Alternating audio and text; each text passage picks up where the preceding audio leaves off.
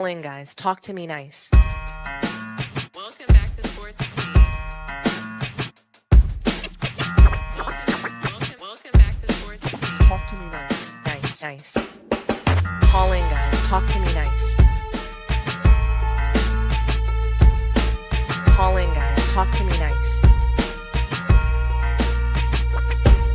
Talk to me nice.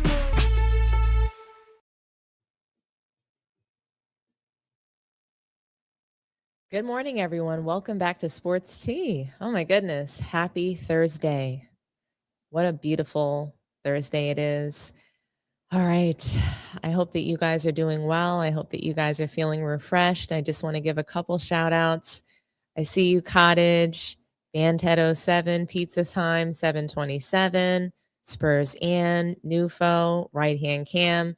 Do me a favor, guys, as you begin to load into the room, like the video, share the video, subscribe to the channel if you haven't done so already, and hype the video. This is a really fun new feature that YouTube added that I kind of love it. I love to see the hype points. So do me a favor and hype the video. I'm sure that helps it to continue to trend and, run it up in the algorithm. So like, share, subscribe, and hype. Okay.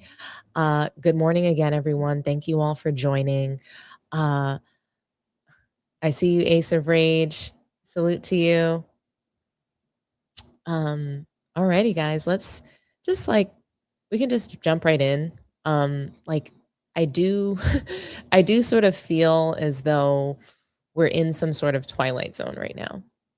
A little bit. As much as I've loved the NBA season so far, there's just been this season surrounding the narratives and storylines. I can tell that there's a pointed effort around that.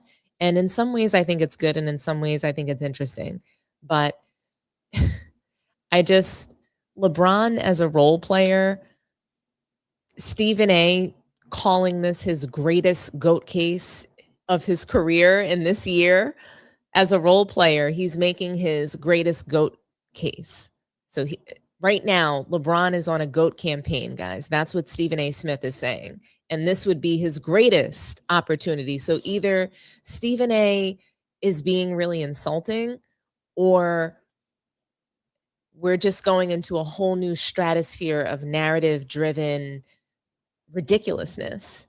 But yeah, I literally just heard one of the most undercooked, unseasoned, borderline disrespectful takes of the year. I have to say it. To me, it was a disrespectful take. I can't see it as anything else. And of course, it comes from none other than Stephen A. Smith. So again, you guys mean to tell me that LeBron James improves his GOAT case by becoming a role player? That's what we want to sell here. So we're debating greatest of all time, not the most cooperative teammate of the year. And I hate the GOAT debate, but sheesh, Michael Jordan didn't become the GOAT by blending in. He became the GOAT by making everybody else disappear. So I want to do this properly with you guys because it requires surgery. And I brought the scalpel.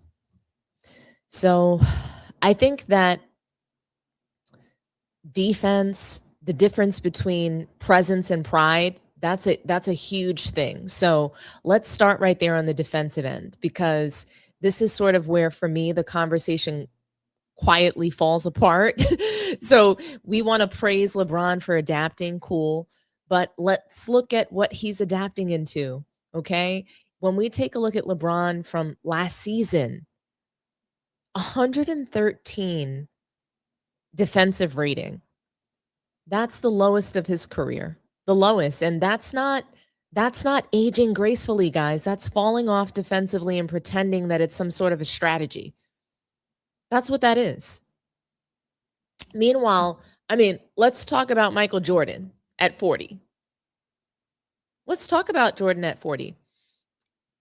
102 defensive rating. He played all 82 games. Still competing defensively on a broken down Wizards team.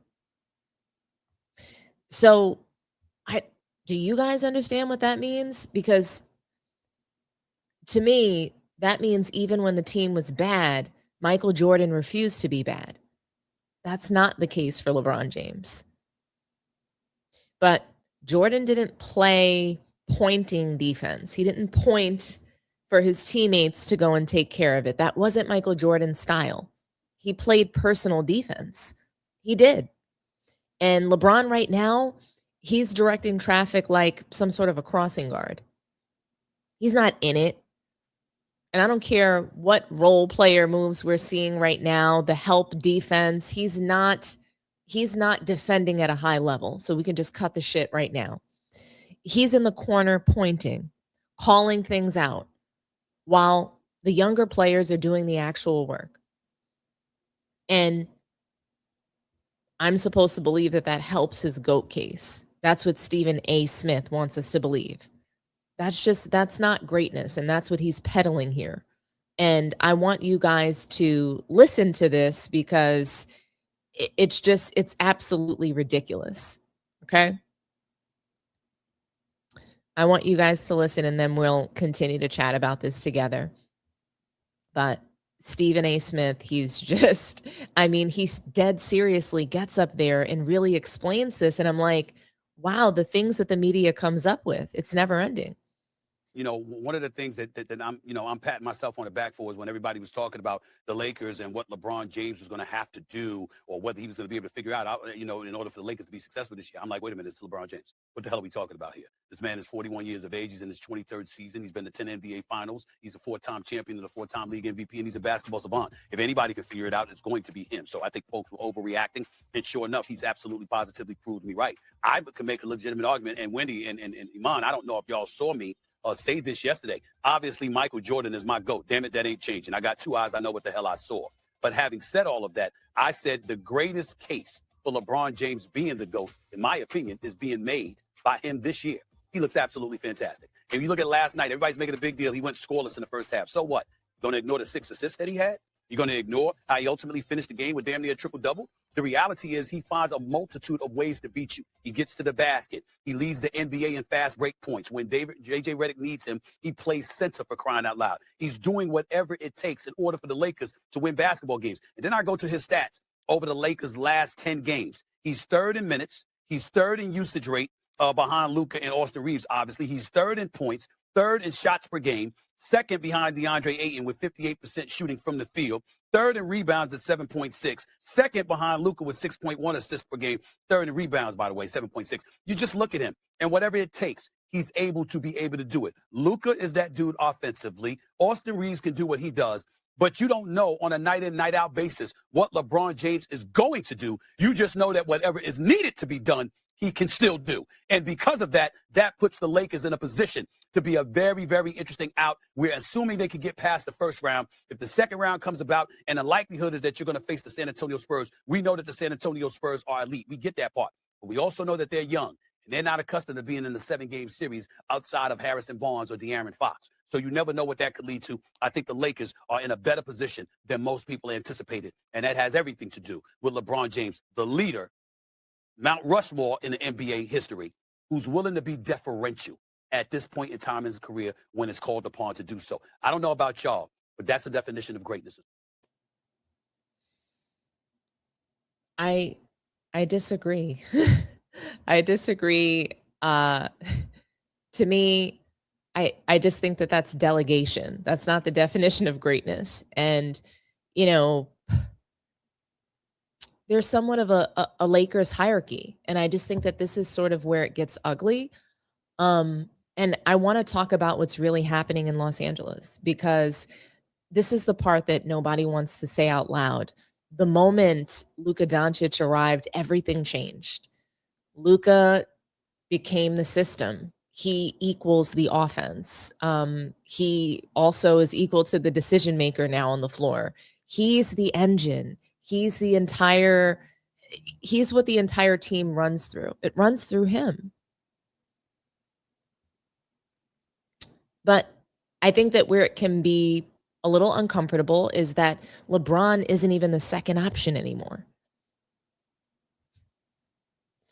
Austin Reaves is. AR-15, 23.5 points per game. 5.5 assists per game. He's the primary, secondary creator. That's what he is. So let me understand this. The GOAT is now the third option on his own team. Since when do we reward GOAT points for being the best supporting actor in your own movie? Michael Jordan, I just think that he would have shut the entire franchise down before accepting something like that. He retired twice before before Michael Jordan ever became an option. Okay, he retired twice before he was optional for the team. The GOAT is the engine, not the luxury interior, not the fancy upholstery.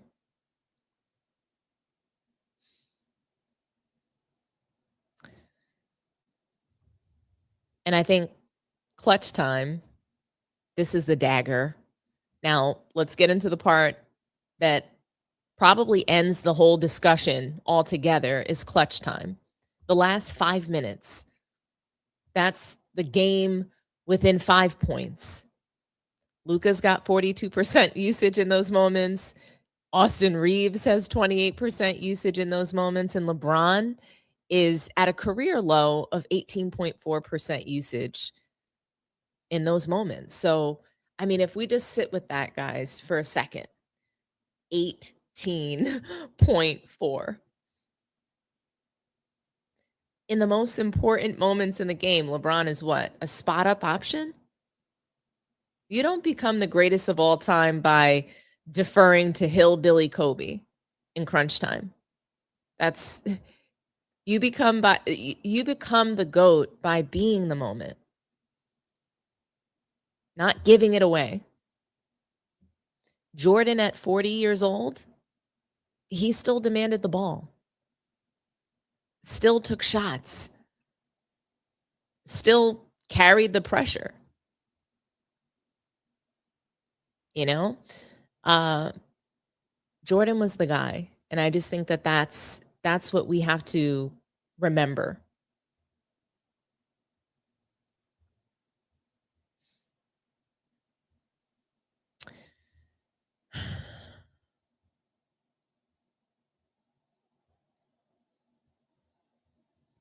What are you guys saying in the comments? LeBrick was forced to take a back seat. He did not choose to do so. Oh my gosh. Yeah, I mean, hillbilly Kobe. How do you take a back seat to hillbilly Kobe? LaFlop should be on the bench. Marcus Smart and Rudy Hachimura are the Lakers' actual third and fourth options. I mean, I actually agree that LeBron should be coming off the bench. I really do. I agree with that 100%. And like I said, you become the GOAT in sports by being the moment, becoming the moment. Jordan was demanding the ball, still took the shots, still carried the pressure. LeBron, he's like watching the ending from a great seat, mind you, right there on the floor.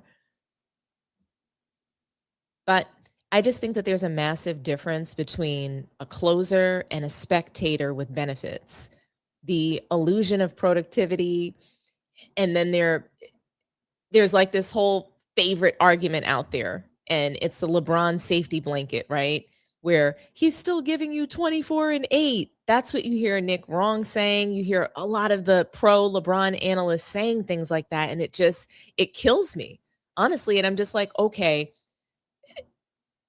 like, let's talk about how he's 24 and 8. There's no points of dominance in that 24 and 8. Those are maintenance points, transition buckets, opportunistic rebounds, secondary touches. Meanwhile, Luke is over here bending the offense. Reeves is creating off the dribble, and LeBron's over here just kind of collecting what's left. So Jordan's 20 at 40, those were survival points. LeBron's 24. Those are convenience points. Not the same. One is carrying a team uphill. The other is jogging downhill with help. And that's been LeBron's whole career, having help. And, to me, those are just not the same thing. The real issue is that we've lowered the standard. And for me, what bothers me the most is that we started confusing longevity with greatness. LeBron being great at 40, that's incredible. We don't have to disrespect that. That's historic, respect it, right? But that does not mean every version of LeBron strengthens his GOAT case. Oh, I'm 42. Now I have to be the GOAT because I'm playing at this level. It doesn't even make any sense. At some point, if you're no longer the engine, the closer, the defensive presence, then you're no longer operating at the GOAT level. Let's stop moving the goalposts for everything that LeBron does. Every version of him, this is the new bar for the GOAT. Please. He's not operating at a GOAT level. Let's not make it into that. So Stephen A. Smith, LeBron is an all-time great, still legendary, but this role player evolution, that's not a GOAT argument. That's a retirement arc. That's what that is. Michael Jordan at 40 was still imposing his will on the game. LeBron at 40 is fitting into the game. That's not the same. Those are two very different things. But guys, I also want to share some words from Chris Broussard, okay? Because I thought they were a little more interesting and a little more honest. Yet, I don't think LeBron is more efficient or runs the team better than Luka does. I want to put that out there. But it's almost the same, but less athleticism and more supposed skill, right? So I want you guys to hear something that Chris Broussard said. I thought that it was an interesting take. I thought that it was something that people need to talk about a little bit more, because obviously LeBron has shifted into the third option, right? And shout out to Sports and Fitness Rants. That's where I saw that. He calls him the third option. But here's what Chris Broussard had to say about him becoming the third option and how he might really feel about it, or what he thinks about the job that Luka Dončić is doing. So here it is. I'll play it and then we'll react together. Look, we all talk about how high his basketball IQ is, historically high. There's no way LeBron is sitting there watching Luka shoot 30 shots and miss 2/3 of them, thinking that's smart. Yeah, and take a turnaround contested jump shot while you watch it. I'm not saying I definitely am not saying he has any issue with Luka or anything, but he's watching this. There's no way he thinks that's the best way to play basketball. I will say that. Okay. And I think he realizes, though, this is the only way we can win. If I deplete myself the way Dwayne Wade, not this much, but did a little bit for LeBron, this is the best way we can win. But he knows that's not smart basketball. Well, listen, and that's why, as great as I think Luka is, and Nick, I said the other day, very few people ever.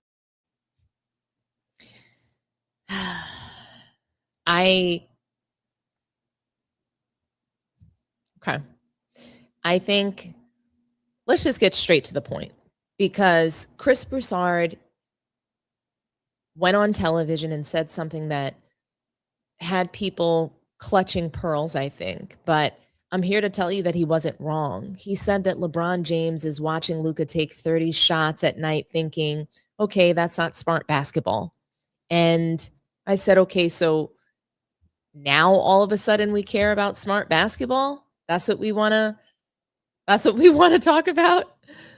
So to me, the irony of this iteration of the Lakers is that this is just LeBron Ball 2.0.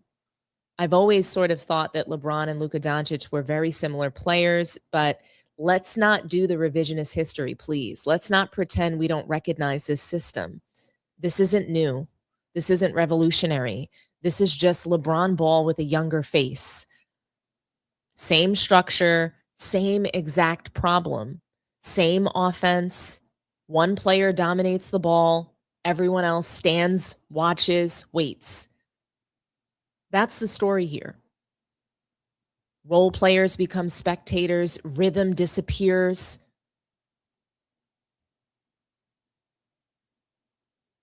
So when LeBron looks at Luka and says, this isn't smart basketball, or if that's what he's thinking in his head, I don't know how this notion comes about per Chris Broussard. But I'm like, sir, you invented this. This is like, it's almost kind of like a chef complaining about a recipe that he wrote up. And he's mad that everybody's using it now. This is literally Dallas 2.0 copy paste problem. Because what we're seeing right now, this is Dallas all over again. Luka pounding the air out of the ball, late clock isolations, teammates frozen in place, 4 guys standing around, watching one man audition for a highlight reel. That's not offense. That's a solo performance. It's a solo performance with some background extras.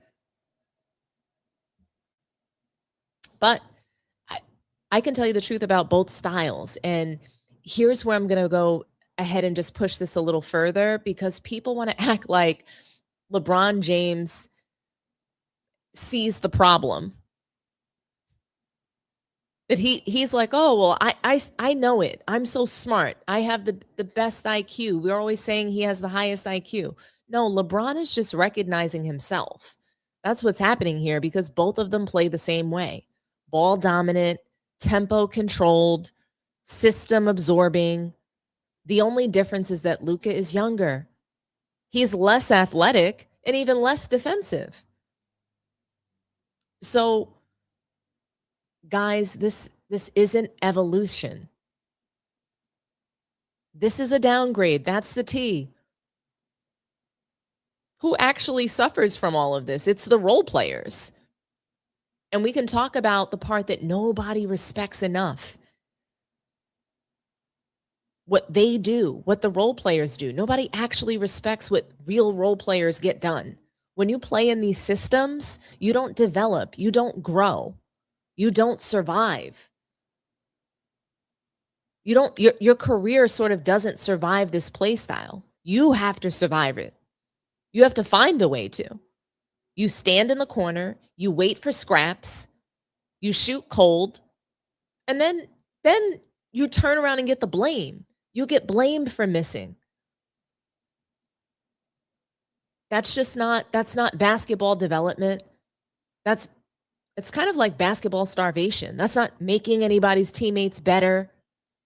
It's bullshit. And people wonder why guys look inconsistent. Oh, this player is so inconsistent next to players of so-and-so. Oh, you wonder why? It's because they never touch the ball long enough to feel human. You can't build rhythm when you're treated like a prop. The whole ball movement illusion, it's tough for me. And I don't want to hear this idea that somehow the offense magically improves depending on who's holding the ball. No, it doesn't. Because whether it's LeBron or Luka, the structure is the same. One brain, one decision maker, 4 bystanders. That's not a system. That's a dictatorship. The real problem, playoff, translation is, I would say, the real problem.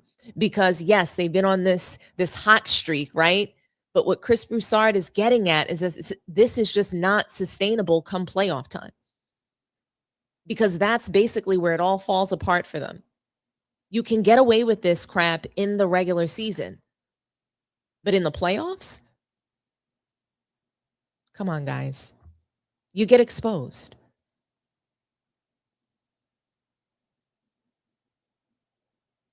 There's a Luka defensive issue. For me, this is the bomb that, nobody wants to really discuss. And here's the part that should terrify the Lakers. Luka cannot defend. Luka does not consistently even try to defend. Luka becomes a target. And guys, That's not an opinion. That's strategy. The reality is that there's a playoff reality. You get into a series and every possession becomes this, a pick and roll, find Luka, attack Luka, repeat. And guess what? They're not stopping. And that man, he's a walking mismatch. Luka Dončić, guys, is a walking mismatch where it's almost like there's a neon sign on him that says, "Come cook me." And when you take a look just historically, you think Michael Jordan or Kobe Bryant, when you think about those two players, would they allow themselves to be hunted like that? Please. They took those matchups personally. Luka, he negotiates them. And to me, the inevitable outcome here is if they run into a team with elite scorers like OKC, I mean, this whole situation, it becomes a problem fast. Because you cannot hide a superstar. You can't. And I think that that's the biggest issue. People always say, oh, Luka's offense makes up for his lack of defense. I don't see that because, you can drop 30, but you give up 75. What good is that? You can't hide a superstar. Not in April, not in May. And I mean, just to kind of tie this all together, let's land the plane. Chris Broussard, he's right about one thing. The style of basketball, it's not sustainable. But here's what he didn't say. LeBron isn't watching, like a mistake. He's watching a mirror. Okay? Let's not try to disassociate from LeBron as, oh, he's not part of this. He's much smarter than this. This is just the same exact kind of basketball that he's played. He was just more athletic doing it. And I want to be clear, Luka didn't break the system. He didn't break it. He just inherited it. He inherited this system from LeBron.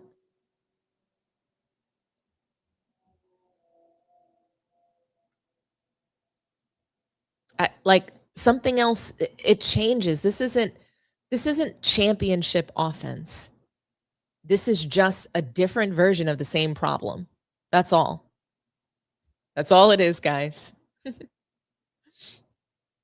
To me, I just think that this realization was long overdue. We want to constantly talk about Luka's younger. They're playing the same way, except Luka Dončić does not really run, jump, or actually dunk the basketball. That's the difference.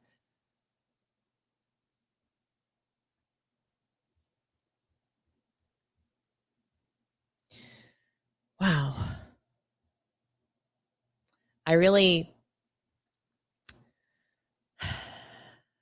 This brings me to my second topic, and I want to go ahead and get into the MVP race, but I do want to take a moment to see what you guys think about whether or not being a role player actually elevates LeBron's GOAT case, and whether or not the Lakers can win a title with LeBron embracing his new role. Or are they, real contenders now because LeBron has accepted the fact that he's the third option? Does this somehow actually truly bolster his supposed GOAT case that was over years ago? It was over in like 2010. But what do you guys think about it? I want to take a moment and read some comments and see what you guys think. Let's see.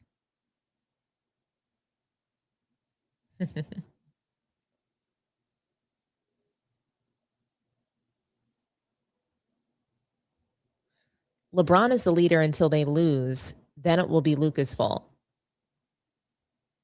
That's probably true.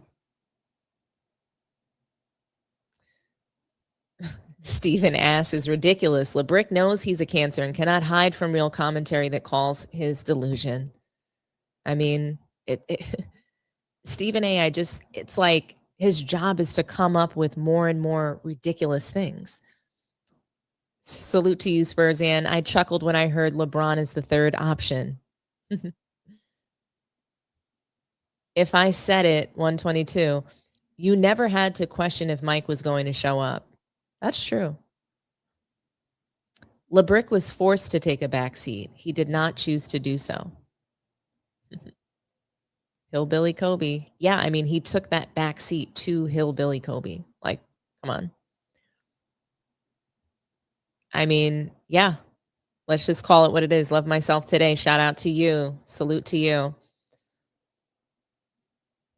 LeBrick calls for the ball, but doesn't really want the last second shot.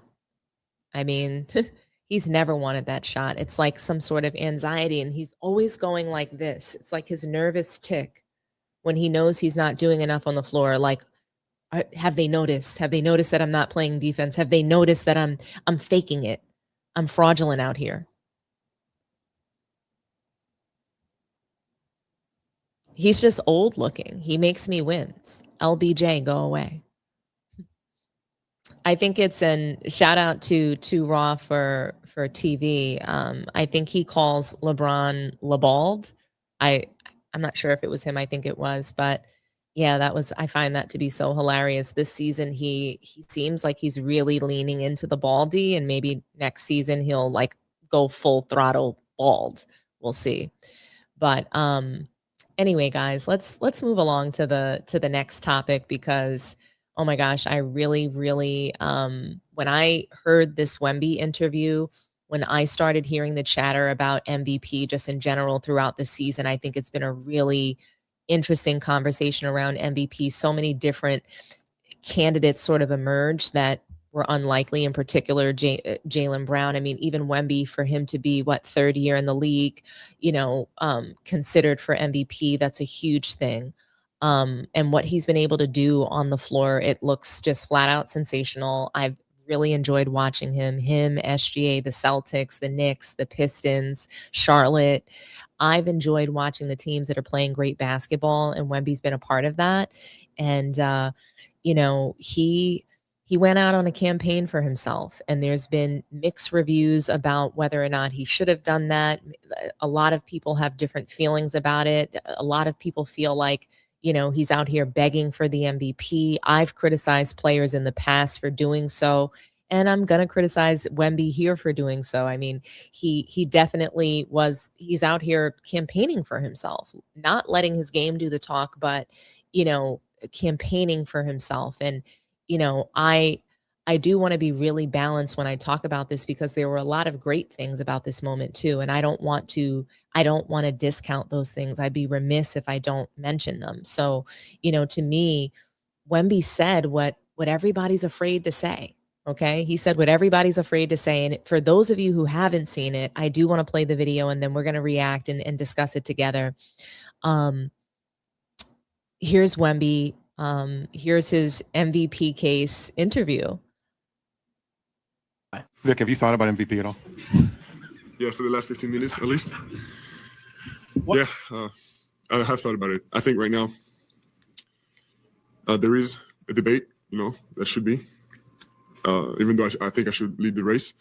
And I'm trying to make sure that until the end of the season, there's no debate anymore. Do you want to repeat the argument that we just had about why you feel like you should be MVP? I mean, there's many reasons. But as I said, I think right now it is still reasonable that there is a debate. But as I said, I want to make sure, my goal is to make sure that there's no debate anymore at the end of the season.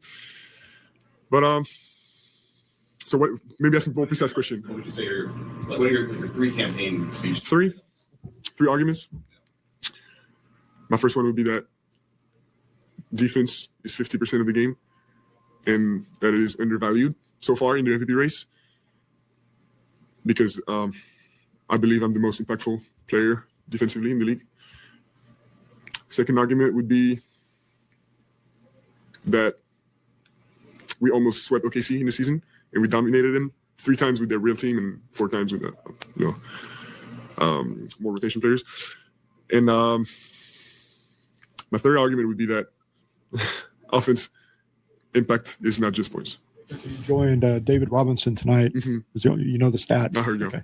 What are your thoughts about, or how much did you know about him before you got here, and just your impressions of him now? And I mean, I know a lot about him. The best, I would say, or most significant anecdote I knew about him was the quadruple double, and he has often been an inspiration when doing my conditioning work in the summer. Just thinking about the way he was running through 48 minutes and 100 games a year, you know, his. I think he might be the closest thing we have to a Hercules in real life. You know, like, I mean, just conditioning wise and shape wise, he was just amazing. he still looks great. Yeah, still does. And you talked about how you'd like defense to be a bigger part of the MVP decision. How do you see that happening in the future when you do win MVPs, or do you think it'll happen with your offense actually? I think most or every MVP in the past years has been deserved, you know, has been rightfully picked, in my opinion. But I think it doesn't happen often that a player, I mean, how many players have won Defensive Player of the Year and MVP, right? The most recent was Giannis, right? It doesn't happen that often, even though it should, right? I mean, defense is 50% of the game. Maybe there should be an Offensive Player of the Year award. I don't know. I think it's going to happen with time, over time, when people see players doing it. You know, if there were more players like Giannis in the past years, maybe defense would have been more recognized. I don't know. My first one would be that defense is 50% of the game and that it is undervalued so far. Sorry about that, guys. Wow. I think that this one it's layered. I really do. Because Victor Wembanyama, he stepped up to the podium. Okay? And he did something that we almost never really see anymore. He didn't just like cry for himself or say, boo-hoo for me, I never get picked. That's usually the sort of message that we see delivered from MVP candidates, that they either know they're not going to get the award or they're really desperate to get one. So they're making a plea to the media because they know the media votes for it. And I do think that that's the difference between MVP campaigning these days versus, you know, at other points in times of the NBA, because I believe that the league had votes, like players and coaches were voting, and now the media really drives that vote more than we've ever seen. And so, you know, Wemby made his own MVP case, and I'm going to be honest, I had two reactions at the same time, and the first reaction is, okay, well, we're begging now. And I mean, because let's start here. I don't love it. I don't love when players go to the media. I don't love when they're campaigning for awards, any award. It feels a little desperate. It feels weak. Like, if you're really that guy, why are you telling us? Greatness, historically, it doesn't announce itself. It imposes itself. It's undeniable. Michael Jordan didn't go on record saying, I should be MVP. I do remember him being in interviews being asked about MVP and saying, you know, why he believes he's the best candidate. You know, and when you're in those sit down interviews, it's tough to sort of, I think, get away from that. But I don't really remember him going out there, you know, after games, post-game press conference saying, you know, a list of the reasons. But I do remember him once describing why he thought that he should have beat Magic Johnson, I believe, for the MVP. And I think it was centered around defense. So for me, I think of that when I also think of the defensive plea that Wembanyama is making as well. And I think that MJ, he made you feel sort of stupid for even asking the question. I don't remember Kobe campaigning. I felt like he consumed. Okay. So when I hear Wemby laying out this MVP case, there's a part of me that's like, don't talk about it, just be about it. And I mean, he's been a top level defender. I mean, he is going to be Defensive Player of the Year, no doubt about it. He's been offensively a huge difference maker on his team. And just, you know, I think really influencing the NBA in ways that we haven't seen before. But then it's like, okay, he started talking. And when I actually listened to what he said, I said, okay, it's the arguments around why he believes that he should be MVP. To me, that's where it gets real, because Wemby didn't just come up there with fluff.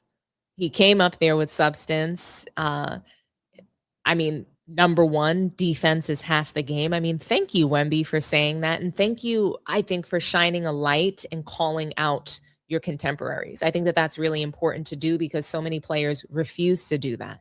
They refuse to call out the fact that the league is less competitive and less defensive than it's ever been, you know?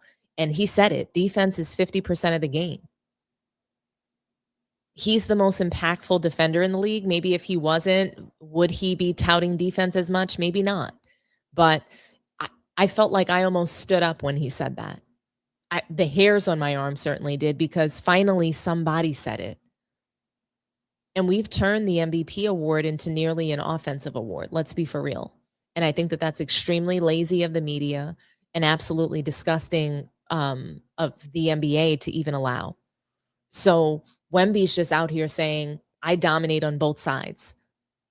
And that's a direct shot at players like Luka Dončić, Nikola Jokic. Because let's be honest, those guys, people want to call them offensive geniuses, fine. But defensively, we're having so many conversations about that all over these YouTube streets. Jokic, Luka, hunted on defense. They're cones. Wemby's telling us, I don't have that weakness. His second argument surrounding team dominance. The direct shot at SGA and the OKC Thunder, the defending champs. He took a direct shot at them. To me, it's kind of like, come get me. He just sort of casually slid in this dig about how the Spurs dominated OKC this season. And so it's like, now we're taking shots at SGA, the defending champs. Okay, Wemby, I see you. You want the smoke. For me, it wasn't just an argument. It wasn't just his MVP case. It wasn't just the campaign. It was him giving us a little bit more of his personality. It was him showing us a mental level of toughness. Hey, I'm here to compete. I'm putting the league on notice that I'm here to compete, and I'm asking the league to step up their game. If you want me to respect you as a player, as somebody in the same conversation with me, then you need to defend. How about that? So to me, it wasn't just an argument. It was an alert. It was a message. It was a warning. And he's saying, hey, like, you can have the narrative, but I have the actual results when we match up. Results versus narrative. And I loved his third point, that offense, it isn't equal to just scoring. And I think that that's a higher level sort of thought process, because it's how can I affect the game in offensively without scoring? And then he said something that told me that he is thinking at a different level. And, you know, I think that he's more advanced than some of the players that we've seen that you know, have way more years in this league. He's coming in to be a sea change. This mindset is not the mindset across the league. Is how can I get paid the most money for doing the least work, excuse me. Wemby's mindset is, how can I be the best player that I can be on both sides of the floor and dominate? How can I dominate on both sides of the floor? Now you're talking about gravity, playmaking impact. When you talk about offense is not just about scoring, decision making, your influence on the system. That's not box score talk. That's basketball IQ. And I think that's what has been missing from a lot of these players post-game interviews or press conferences that they have. I see basketball IQ in Wemby, not players like LeBron. Not players like Luka Dončić and Nikola Jokic. What I loved, and this is the biggest thing that I loved about that interview, and Wemby, he really put the league on notice. That's what I loved about it. He's saying, hey, we're not doing this one-sided basketball anymore. That's over. You don't get to be great if you don't play both sides.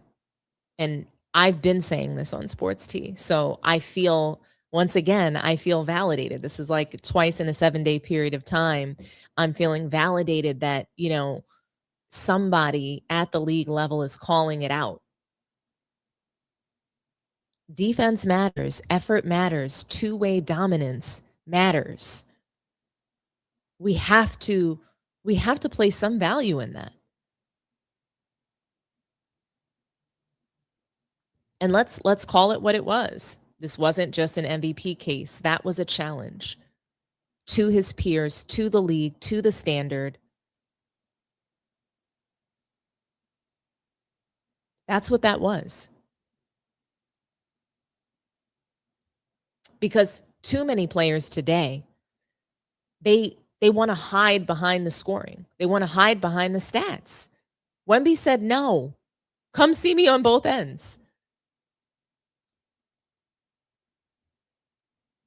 And this is the most balanced that I think I can be about this. So, let me just close this topic with this. I don't love the campaigning in the media. Talking your way into awards that validate me energy, pick me energy, please pick me. I don't respect that. But I do respect the substance of his argument, the confidence, the challenge to the league, the emphasis on defense. Because, guys, at the end of the day, Wemby might have said it out loud.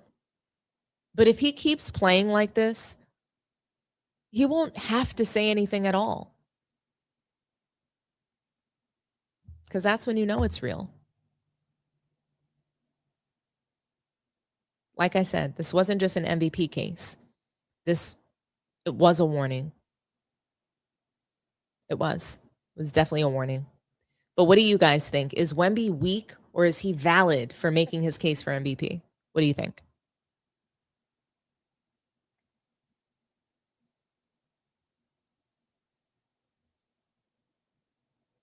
Let's see.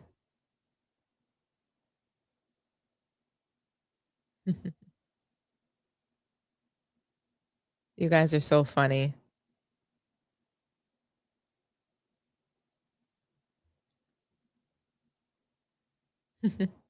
Come on, they asked him.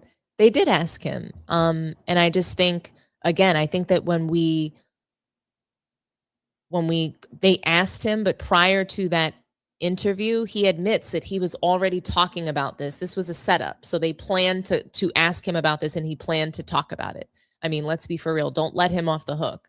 The reporter literally said, do you want to elaborate more on what we were arguing about? So he was arguing with the media, with the local media. It seems like he really gets along with them and he has a rapport, which is wonderful.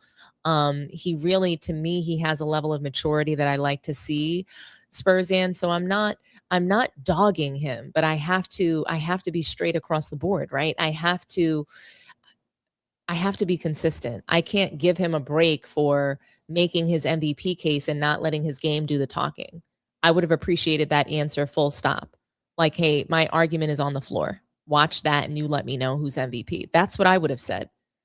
And that would have been probably way more viral than this, nonsense, this case.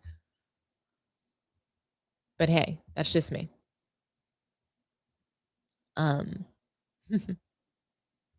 All I'm going to say is they better beat OKC in the playoffs. They better. I mean, they're a young team. So many people do not believe that they are going to be able to overcome the Thunder in the playoffs. So many people believe that they're young, they're inexperienced. Regular season play is not the same. And you know, the OKC Thunder, they have essentially they've set themselves up to repeat again. I mean, let's be for real. They've made some of the greatest midseason trades. I mean, they made one move and it worked. You know, so they look really good and they look primed to repeat. And that's the test. The playoffs, that's where Victor Wembanyama and the Spurs will be tested. That's where this very young team is going to be put to the test. Someone said, oh, Boulder 2009, he's making a point about Joker. I think he's making a point about any player who's in the MVP conversation that doesn't defend. And Jokic is one of them.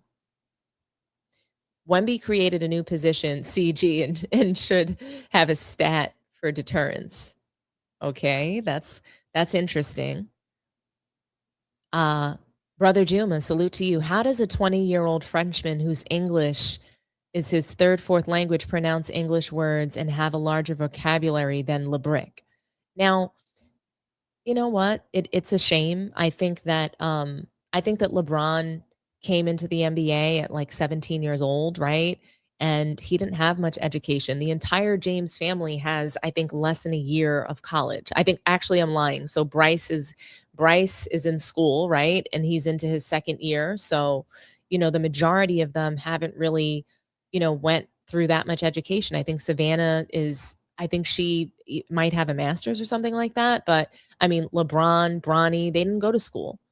And Bronny sounds more educated than LeBron does, but LeBron went straight into, you know, trying to be this man child, you know, and I want to give him grace for how he speaks. I don't want to beat him up all the time, but for me, my favorite of LeBron's, you know, poor language skills is got to be A all be all. That's not the A all be all. Oh my gosh. So funny. But yes, I think the French have you know, a very lovely way about themselves, and they sound amazing when they speak, no matter what language. So yeah, salute to Victor Wembanyama and his language skills and how he presents, and I think how he shows up. He's very he seems very classy. Boulder 2009, Joker and the other guy carrying the Lakers, for sure. That's definitely who he's talking to, like hands down. Spurs Dom doesn't like Wemby. That is not true. You know, it disappoints me that out of everything that I just said, the takeaway is that I don't like Wemby. I think that he is sensational. I think that he is generational. I think that he's a taller version of Kevin Durant, who I think is also just absolutely incredible to watch on the floor. So Wemby, I think, is really a joy to watch. And I think I even started the show saying that I've really enjoyed watching him in the Spurs almost more than OKC. But I mean, watching those two teams, it's truly a joy. Ace of Rage, salute to you. Players should just play and let their play speak for itself.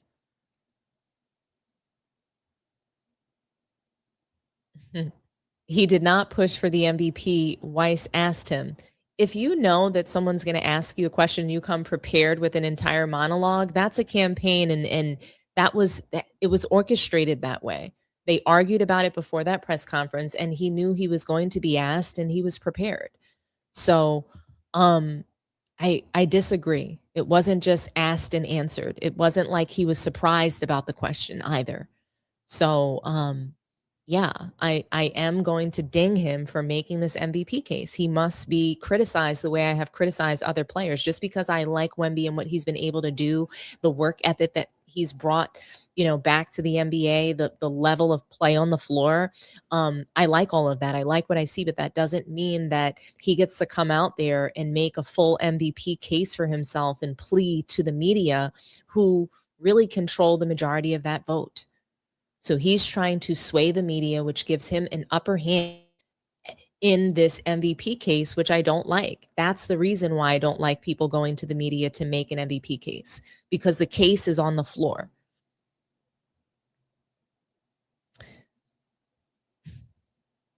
My gosh, you guys are hilarious.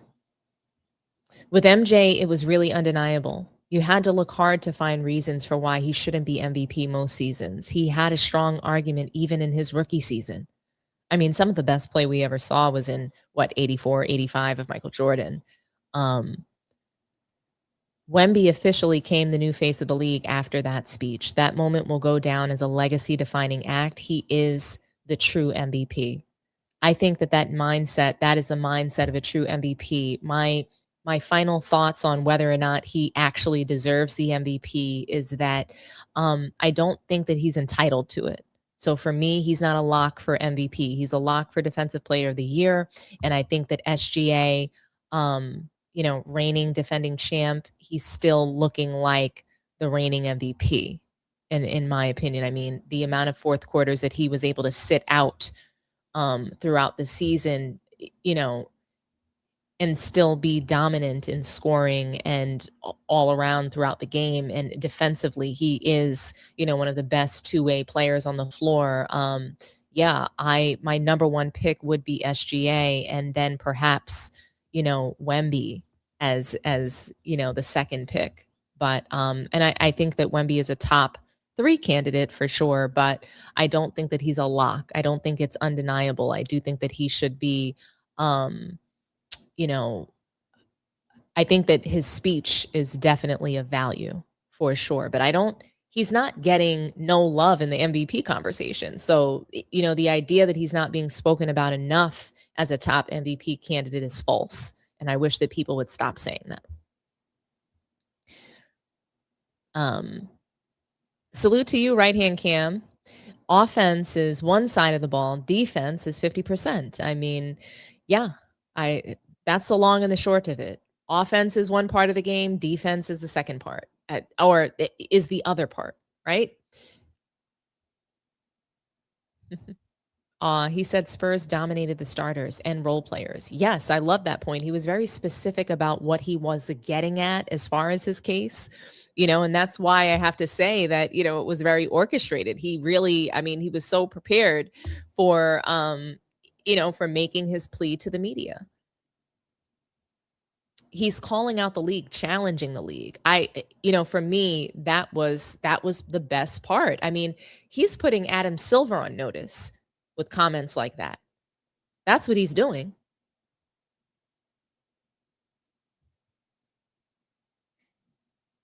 Wemby wants to smoke. KG lit that fire in him. Much respect. We need this kind of alpha in basketball. I couldn't agree more. I couldn't agree more. I love the speech as far as the elements of it, but if this speech is why he becomes the MVP, that's what I have a problem with. It shouldn't be the speech that gets you MVP. It should be your play on the floor, plain and simple.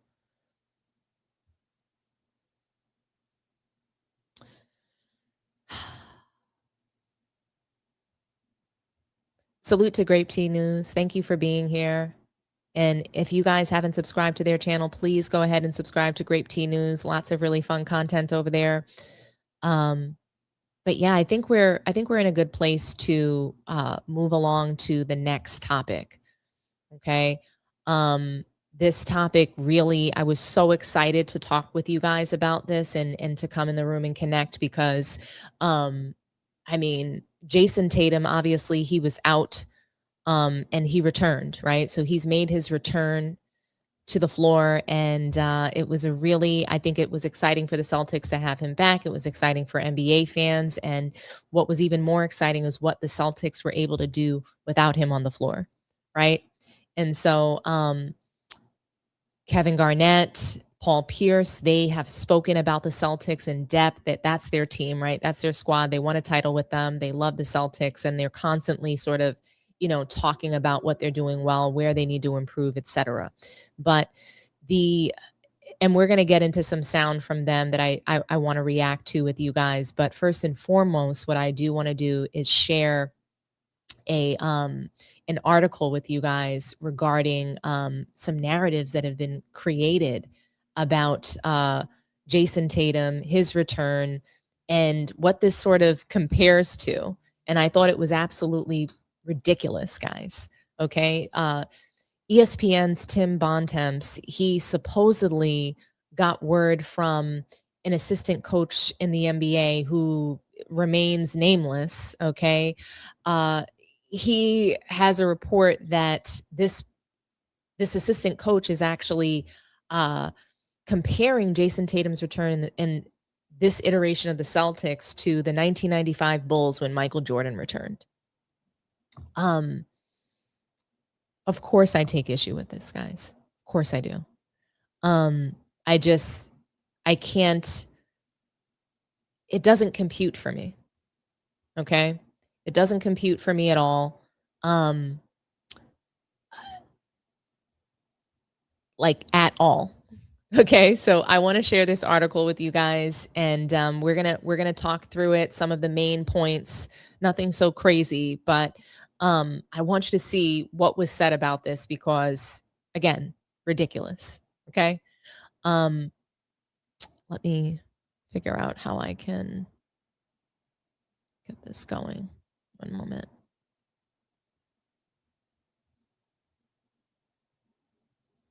Okay. Here we go. So, can you guys hear me okay?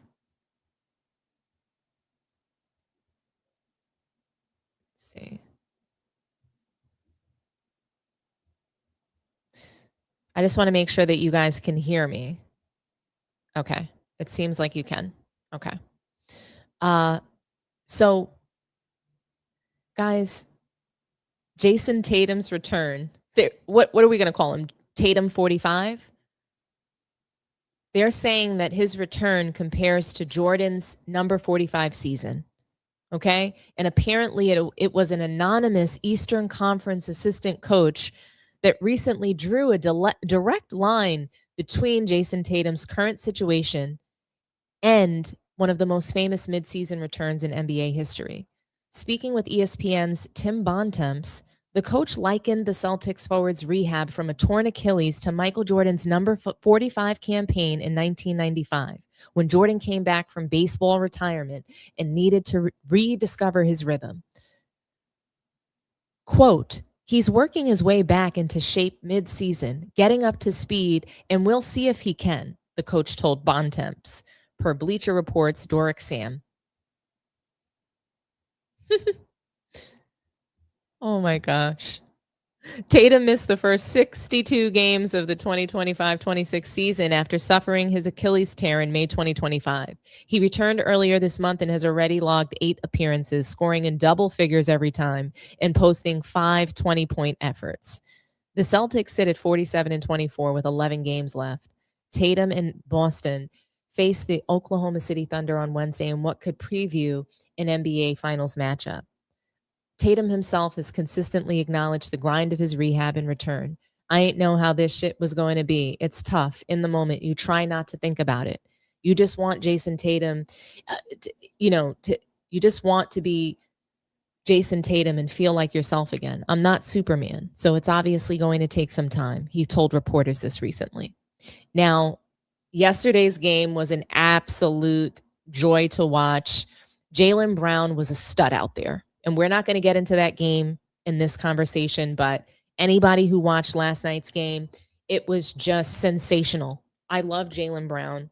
I mean, he's been one of the most exciting players for me to watch this season, and really just throughout his career to see the growth. Okay. But yeah, I really enjoyed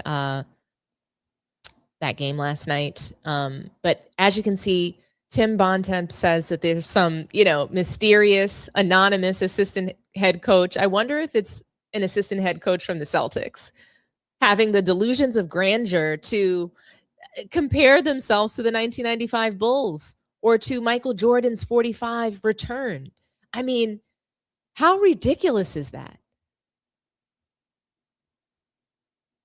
Are we serious, guys?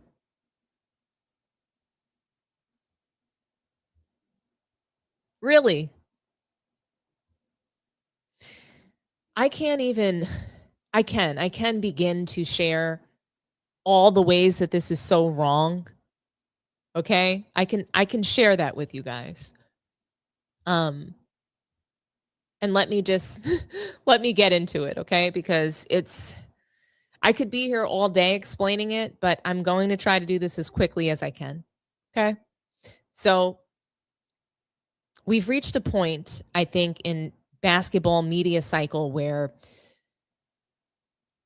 people are sort of no longer content with bad takes.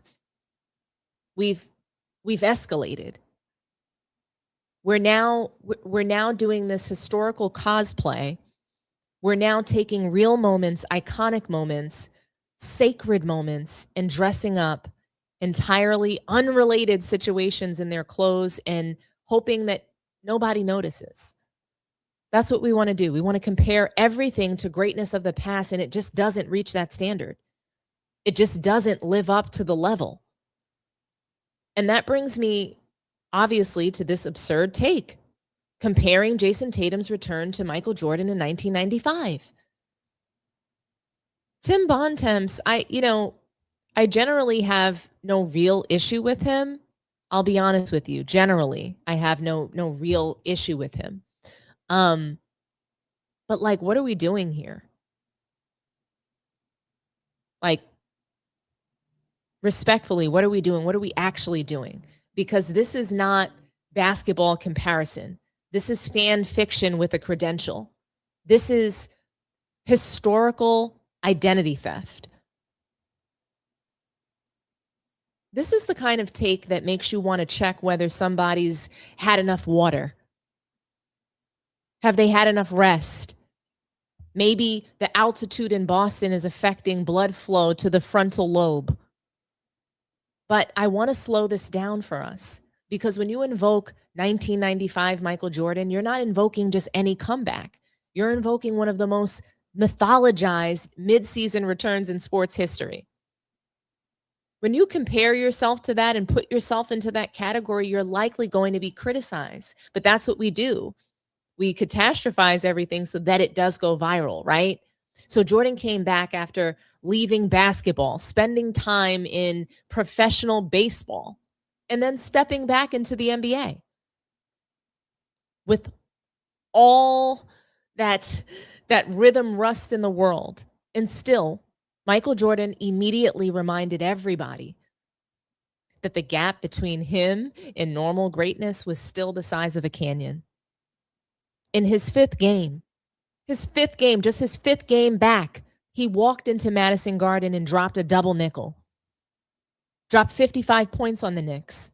Not the Hornets. Not some rebuilding team with, emotional issues and bad closeouts. Nothing like that. The Knicks. Pat Riley's old spiritual descendants. The Mecca. The bright lights. The full burden of expectation. And he gave you that double nickel like it was some sort of casual office memo. That's not what we're watching here with Jason Tatum. And I wish people would stop it. I really do. That's not what we're watching at all. And I need us to stop pretending that because two players returned with a similar amount of games left in the season. I think there were 17 or 18 games left when Jordan returned, and there was the same amount as now in Tatum's return. So that makes it an instant comparison. Somehow they're therefore narratively equivalent. I don't think so. That's not how basketball works. I have 10 fingers. I have 10 fingers, right? So if I have these 10 fingers and Beyonce has 10 fingers, that doesn't mean that I'm headlining Coachella. Similarly of circumstance is not similar, like similarity of substance. Let's be clear. Now, let's talk numbers, because the numbers are where this comparison, I think, really commits a public crime, okay? Jordan came back rusty, yes. But rusty for Jordan still looked like a threat to the natural order of life, okay? He averaged 26.9 points per game in those 17 regular season games after returning in March of 1995. He was reacclimating to basketball timing after months in another sport and still immediately operated like a top-tier force. Tatum, on the other hand, and unfortunately by comparison, is not returning from rhythm disruption. Okay, he's returning from physical reconstruction. Not the same. That difference is everything, actually. If Tatum is sitting around 19 points per game, struggling to crack 25 points and shooting at a much lower clip than what his standard is, that's not MJ 45 vibes. That's not. That is the visible, understandable awkwardness of a player who's trying to remember how to trust a repaired body in real time. That is not mythology happening. That is, I don't know, rehabilitation with arena lights. And so let's go deeper, because for me, this is where basketball intelligence, it has to show up at some point, okay? Michael Jordan was rusty because he was out of basketball rhythm. Jason Tatum is rusty because his body has been through a catastrophic event. He has trauma, a biomechanical event. Jordan needed his timing back. Jason Tatum needs his kinetic chain back. Those are not cousins. They're not neighbors. They're not even in the same zip code or on the same map. An Achilles rupture is not some cute little inconvenience. It affects explosiveness, balance, deceleration. It affects confidence, his lift, his base, and most certainly shot mechanics. It changes how you're going to plant, how you stop, how you rise, how you absorb contact, and maybe most importantly, how much you trust what your body is going to do when you ask it to do something violent at full speed. So when I watch Tatum and I see a player settling for more jumpers, relying on, upper body, looking less eager to turn the corner and detonate at the rim, I do not see Michael Jordan shaking off, baseball dust. That's not what I see there. I see a superstar taking a very expensive, very public, very uncomfortable walk through the early stages of a new physical identity. That's why the real comps are not Jordan in this case. The real comps are Kevin Durant and even Breanna Stewart. Those are the names that make sense. Those are the comeback blueprints that belong in the conversation. Because KD didn't come back from his Achilles and instantly look like the same exact athlete in the same exact way. What he did, it was more, I would say it was arguably more interesting, quite frankly. He reconfigured his dominance. He became even more of a sniper. He became more surgical, even more, I would say, I guess, economical in how he assessed his spots, right? He didn't need to live above the rim to destroy you. He stretched the geometry of the court and sort of like weaponized his height. He weaponized his handle and shot making in a slightly different key. Breanna Stewart did the same thing in her own way. And I'm sorry, but that is the tax bracket that Jason Tatum is in. He's not on the MJ return from baseball and reclaim the throne path. That's not his story. He's on the how does a superstar recalibrate after major structural damage? He's on that path.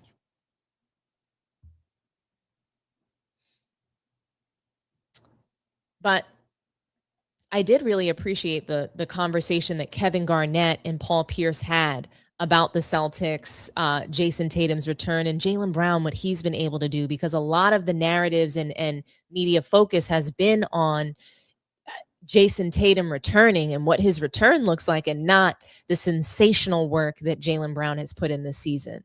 Some people are sprinkling it in there here and there, but I don't know that they're truly considering him seriously for MVP.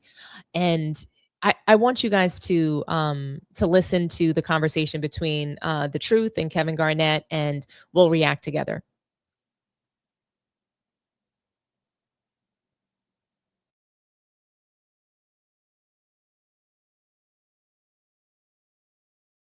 Jaylen Brown, another motherfucker who we didn't have, you know what I'm saying? He said we didn't say they was going to be nothing, but we didn't have him right here.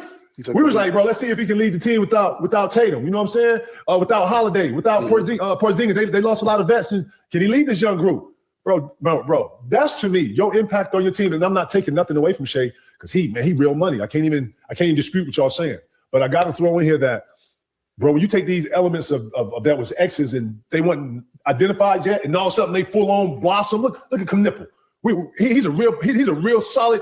That's a real solid thought. That's not like a I don't know about them. You know what I'm saying? These other two players that are leading their team, man, we got to look at what they've done for their team to be in that type of position. That's what I'm saying here.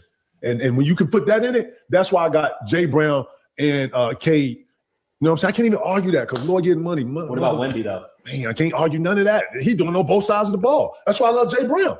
Jay Brown don't get enough credit for actually doing it on both sides of the ball, which is hard. Real shit. They lost 4 of their top 6 guys. I mean, Tatum's back now. Man, listen, you got to take that into consideration, man. Normal teams do that, you in the play-in, or you at the bottom somewhere, bro. Yeah. Bro, let me say something. Your locker room, man, Holiday was as a solid piece for your locker room, bro. To lose that, I think Pete made the point, like, man, they didn't just lose a lot on the court. They lost a lot in the locker room. Al Horford was in there. Man, they lost about 6 solid players that was part of their real core, and replaced them with pieces. Man, nobody had Celtics doing this. No. So that's what I'm saying. Jay Brown, to me, bro, this is the best I've seen him since I've ever laid eyes on him playing ball. Yeah. His decision making, his maturity, his patience. Yeah. He goes. I'm not going to run over nothing he's doing, but when I watch him, Lord, he got a little bit of little stop and goes. He take off when he got the stop and the patience to let you go by. Like, he's really, really maturing into a real solid player in the league on both sides of the ball. Shout out to Jay Brown, man. You're doing your 1-2, bro. Real shit. Damn. Want to ask you about the Celtics. So Tatum's back. He's played 5 games. They're 4-1 in those games. Tatum's 29-5, playing 28 minutes. Just curious your thoughts on just Tatum coming back and how he's kind of integrated himself into the offense, while Jaylen Brown's numbers really haven't dipped too much. How you look to you, Pete? Man, he looked better than what I expected. I mean, what do you expect from a guy coming from an Achilles injury? He wasn't fragile. He wasn't none of that. He was coming out. I mean, just his presence alone and his ability to hit big shots, and a guy like, especially coming into playoff time, another threat. Just 20 points. I didn't expect that. I expected 14, 15 around there. Low minutes. But I didn't expect him to play 28 minutes too off the rip. So. He's ramping it up. He's ramping it up. I love it. He tried to yam that motherfucker. Tried to yam. Man, hey, that was all over there somewhere tucked. He had to get that off. You feel me? He been sitting over there like this. I need that. So what I saw was him just that's all of the buildup that's been sitting over there. Okay, yeah. So he's like, I love it. Perfect timing too, bro. I was funny about it. I was, because it's your health. You know what I'm saying? But when I saw him come out there in his first couple moves, and when he tried to yam it, he missed it. I was like, oh yeah. His mind is there. He's trying to get his mind and body to catch up. But yeah, shout to JT, man. I think the East is in trouble. I think the Celtics should be favored to come out of the East. Yeah. I love KG Certified. Watching Paul Pierce and Kevin Garnett, I just really appreciate them and their contributions to sports media post-career. I think they're really funny. I think that they're really pointed. They call it like it is in many cases. And sometimes you see them trying to protect players and protect, just the future of the sport, which believe it or not, I can appreciate it. They're trying to protect the fraternity of the league at times. But, I like I said, I appreciated this conversation because while the media is busy sort of like writing fantasy novels, about Michael Jordan, these two, they were watching the actual game. They didn't romanticize it. They didn't force a narrative. They looked at the Celtics right now and basically said, Jaylen Brown is that guy. And I love that, because that's what happens when you actually lived in championship environments. You recognize force. You recognize who's imposing themselves on the game. And right now, Jaylen Brown is not thinking. He's not calibrating. He's not easing in. He's attacking. He's decisive. He's downhill. He's the one dictating possessions. And that matters, because the tape doesn't lie. The media will tell you Tatum is the franchise guy. Tatum is the face. Tatum is the best player. But KG and the truth, they told you what's happening right now. And right now, Jaylen Brown is the engine. There's no doubt about it. That's not controversial. That's observational. Now, let's really get into it, because, you know, when we think about Jason Tatum's shot profile right now, it tells the truth, even when people with microphones don't. So before the injury, Tatum was a problem at the rim. He could live in the paint, finish through contact, and use his size and strength to make a restricted area feel like leased property. If he's now finishing worse at the cup and taking a heavier diet of threes, that's not random.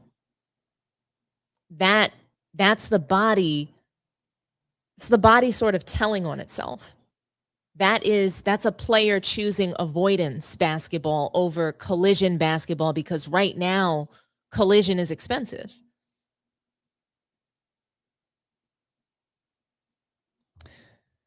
So for me, next time somebody says Tatum's comeback is giving MJ 45, I mean, they need to check the game log, check the medical report, and maybe check who's actually running the offense right now, because it's not mythology, it's not nostalgia, it's Jaylen Brown. And Kevin Garnett and Paul Pierce, they just had that, they have the courage to say that out loud. A couple of other people have as well. Now, guys, speaking of courage, it does bring me to a story that Pablo Torre brought to the forefront, and not enough people are discussing this. And, you know, that's the Clippers scandal, that it involves Kawhi Leonard and Steve Ballmer. I've talked about this in the past, and we've cooked on it. Before we get into that, I do want to know, what do you guys think about this? Should we be comparing Tatum's return to Michael Jordan's return in 1995? What are your guys' thoughts on this? Should we actually be doing that? Does everything have to be compared to some other historical event just because the number of games left over lined up? The stars aligned on that, but nothing else. And we just proved that. And I mean, what do you guys think?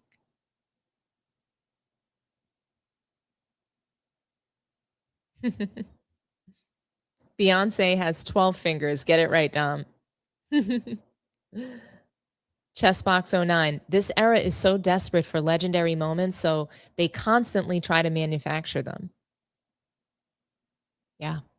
No, I mean, it is what it is. You know, that's what's happening here. The Knicks were the best defensive team in the league that season in one of the most defensive eras of the league. Oh, I do remember the mid-90s defensive NBA. How could we forget? Seriously, Newman, the people that come up with these narratives, they do need water, they need oxygen, they need rest, they need an oxygen mask, they need a therapist. Yes, Ace of Rage, we all know that MJ loves the Garden. He always put on a show there. And I think a lot of people try to do that as well. MJ's father was murdered. It's crazy how people act like MJ got bored and took a sabbatical. I think that Kevin Durant was so ridiculous for trying to spread that false narrative, him and LeBron James together on the Mind the Game podcast. When he did that, I felt like it was a disgrace. I remember Kwame Brown calling it out and others. I mean, it was just disgraceful. Yeah, I mean, I was in here calling him alopecia Durant just because I just couldn't believe it. I couldn't believe he had the nerve to denigrate Michael Jordan's legacy in that manner. But yes, we just can't. I think that's the long and the short of it. We simply cannot compare Michael Jordan's 1995 return to Jason Tatum's return. They are not apples to apples at all. Right hand cam, apples and oranges, exactly. So, like I said, moving along to the next topic, and I mean, I've cooked on this in the past, the whole aspiration scandal with Kawhi Leonard. I've had a bit to say about that. A lot of the media is not really talking about it. Or when they do, it's really just along the lines of what kind of punishment is Kawhi Leonard going to get, and it seems like people are scared to either blame Steve Ballmer or the NBA. I mean, this scandal, it continues to reach different fever pitch levels. And it's unfortunate that we're not hearing more transparency from the league, from the NBA, from Adam Silver. He should be talking about this more and giving us more updates about where they're at in the decision-making process. So Rachel Nichols and Chris Mannix, they've discussed this together. And I want to play a brief clip of some sound for you guys, and I want us to react together. Nothing major has been revealed, but I don't want anyone to think that I have forgotten about the aspiration scandal, that I am going to just turn a blind eye to this level of, potential cheating in the NBA, and that, I think it's okay. Because I do not, and I am waiting for the results of this. Do I think that it's going to be some huge punishment to either Kawhi Leonard and the Clippers? I don't think so, quite frankly. But here is the sound from this discussion between Chris Mannix and Rachel Nichols. To adding those two teams, what I'm interested in on Wednesday is if there's any further progress on this Clippers investigation. Mm-hmm. Because, when you talk to people around the league, every time we talk, like, we think it's close. We think it's close. I heard a little bit after Christmas, there might've been a adjudication of this. Then it was the All-Star game. Then, all right after the All-Star game, because the All-Star game was in Los Angeles at Intuit Dome. Now here we are in late March at the Board of Governors meeting, a significant moment for these top basketball officials, the NBA's top brass, to get together and discuss something. I wonder if the findings of this investigation are going to get revealed, because at some point they're going to have to. I mean, I guess you could say, let's wait till after the playoffs, see what happens with the Clippers. Let's not disrupt what's going on with this Clippers season by dropping this bomb, if it is a bomb, on the organization. But I'm interested to see if there are any updates, if anything was discussed about the Clippers. Now, Adam's not going to tell you anything unless he's ready to reveal the whole damn thing. But, when I talk to people around the league, it's let's circle this date. This is the next date to look for when it comes to outcome of the Clippers investigation. But are you hearing that because people are just impatient, or are you hearing that because people have intel around the league? I think it's a little bit of intel. I mean, I think there are people that,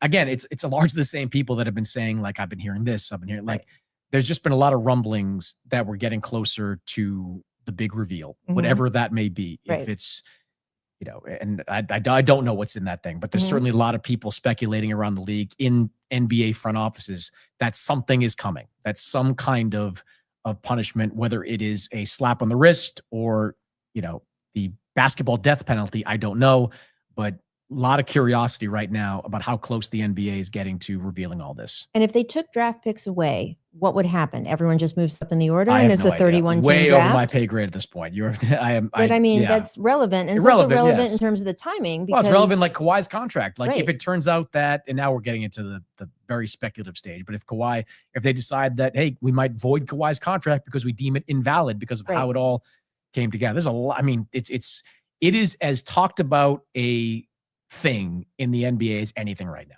And Anything. I hear about it every single arena I go to. Almost all the conversations I have with league and team officials, this comes up. All right, my last question on this is Kawhi subject to any punishment from the league? Again, don't know. Or if it's just the I team? mean, I think it's more likely that this is directed at the team. Right. Because it's like with players and tampering. Like Yeah. they kind of, one way it was described to me by a league official months ago. It's like if there was something that was done illegal, Mhm. it's like the players, it's like a adult versus child situation. Like the child asks for stuff Right. and Not wants the, stuff. Not the players or children. And but no, they're right. not. But like Right. in this metaphor, the child asks for stuff, Right. and it's the parent's job, in Right. this case, the front office people, to say no, to say you can't get that. This is what you're going to say to your baby when you get home. Yes, I'll And say the child Rachel says, Nichols. I said Right. I had to work. Yeah, and exactly. It's all Rachel's fault. Yeah. So I'm curious about that. What happens on Wednesday? If there's any kind of tangible update on that, or if we once again get the same answer we got Mhm. at All Star, where we're waiting to get the full report.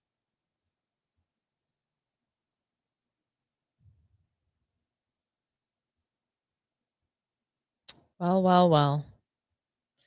You guys heard it. I mean, not a major update or anything like that. Nothing crazy, nothing like major, to report there. But like I said, I just don't want anyone to think that I forgot about this or that I was just going to sweep it under the rug. So, to me, this begs the question is, how should we expect Adam Silver to handle this? What do we think is going to actually happen here? Like, I have no idea. I mean, the Clippers scandal, to me, it's not a story. It's a problem.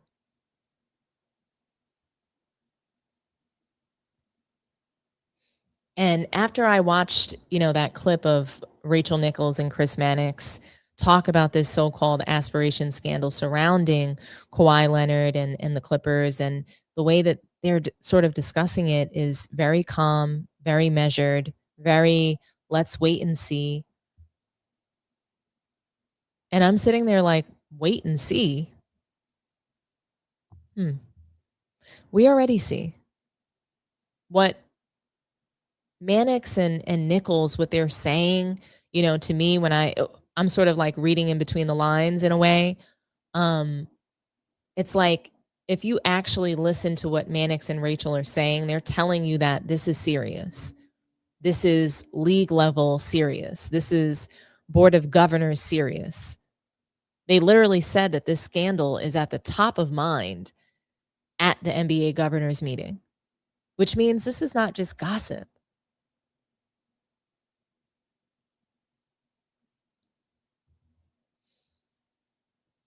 I don't know, like when billionaires, when they're in a room talking about you, it's not a storyline. It's a situation. To me, what this scandal actually is, and I mean, let's take the pretty words off of this thing, because they keep calling it an endorsement issue, a business arrangement, a gray area. These are the words that I hear being thrown around in the media.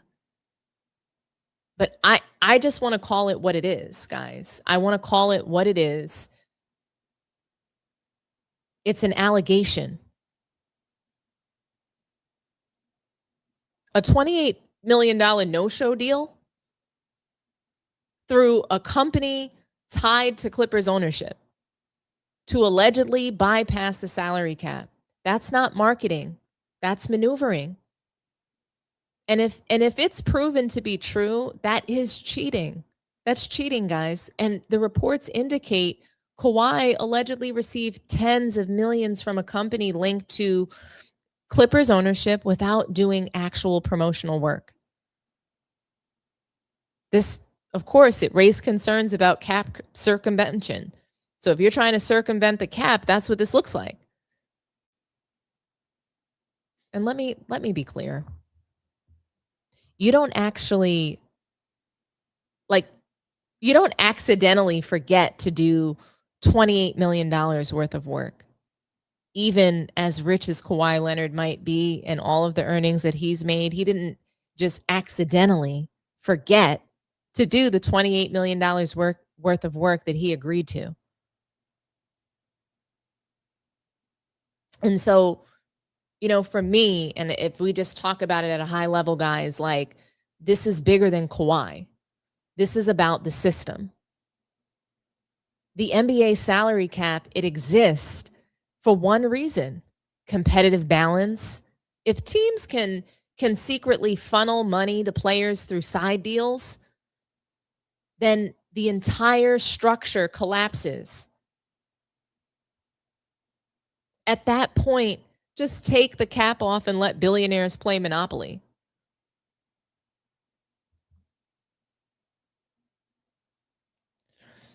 Chris Mannix, he mentioned like the contract angle. To me, this is massive. And here's the part that Mannix touched on that should have made everybody pause. And that's the possibility that this could affect Kawhi's contract.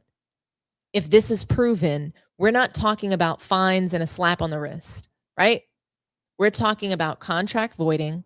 We're talking about draft pick forfeiture, massive penalties, because, hey, under NBA rules, circumventing the cap can lead to extreme consequences. And a lot of us don't really understand what that means. That means this could reset the Clippers franchise. And now let's slide on over to Rachel Nichols, the tone that she's giving versus the reality. And by the way, Rachel Nichols, she's sitting there and she looks like she's wearing enough fabric to like upholster the entire studio there. I mean, what was that outfit? She looks god-awful since she left television. Since she's just been out there independent on her own, I mean, she looks awful. She has aged like 20 years in between the 1 to 2 years that she hasn't been on television.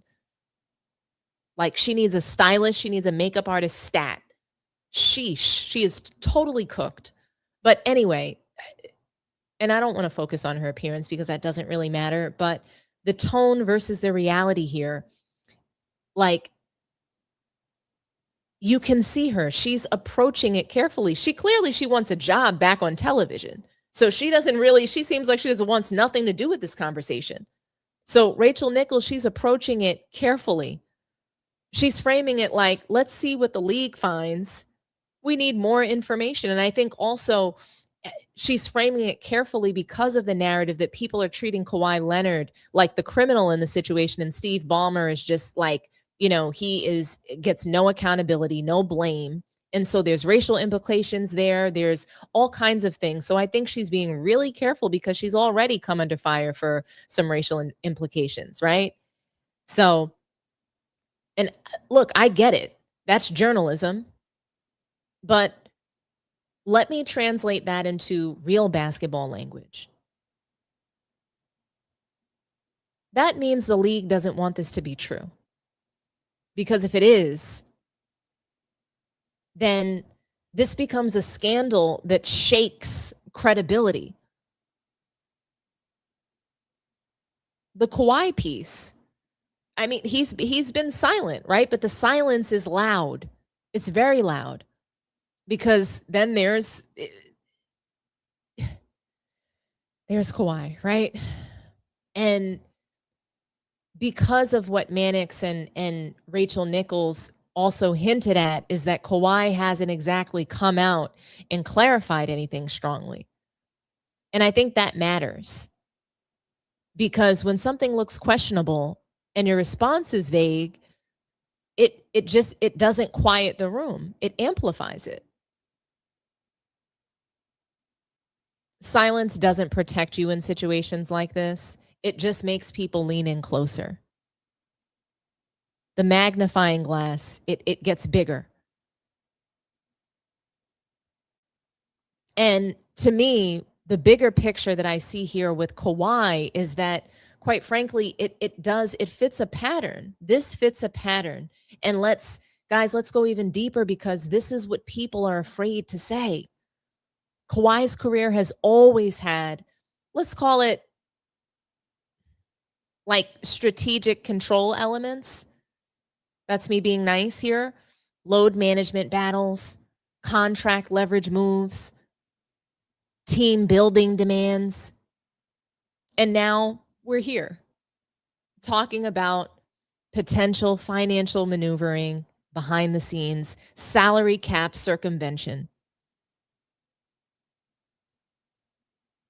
no-show jobs, like we're in the mafia. And, you know, guys, believe it or not, the mafia, they did used to be involved in sports, heavily in sports, and in the NBA. They probably still are, right?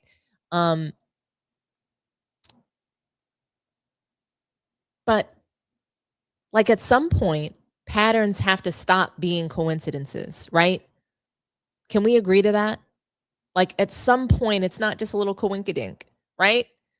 And I think what this means for the Clippers, and now let's bring it back to basketball, because this is where it gets really ugly to me. If this goes left for the Clippers, aging roster, limited draft capital, built entirely around Kawhi. This roster has been entirely built around a guy who's been load managing the Clippers to death, who's been squeezing every dollar like this is a goddamn welfare line. It's so funny. This scandal is happening, and this is the most we've seen Kawhi play in like 4 years. And now potentially the Clippers also have a compromised foundation, right? When you're building around Kawhi, that's what happens. I mean, it's compromised now.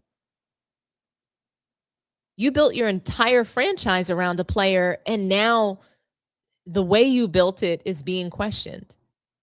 That's not pressure, guys. That's exposure.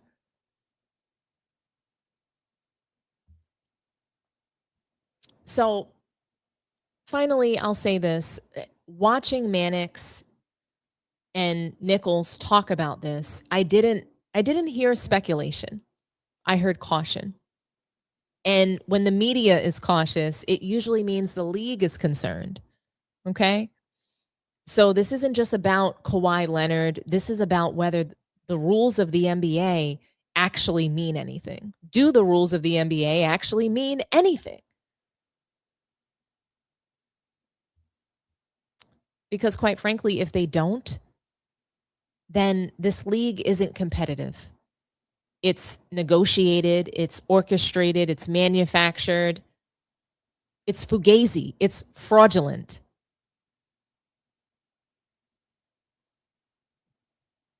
But what do you guys think? How should we expect Adam Silver to handle this? I'll read some comments and then I'll open the phone lines up for maybe 1, 2, maybe 3 phone calls, depending on how quickly they go. But I do want to hear from you guys. I want to know what you think. Let me get to some of these comments.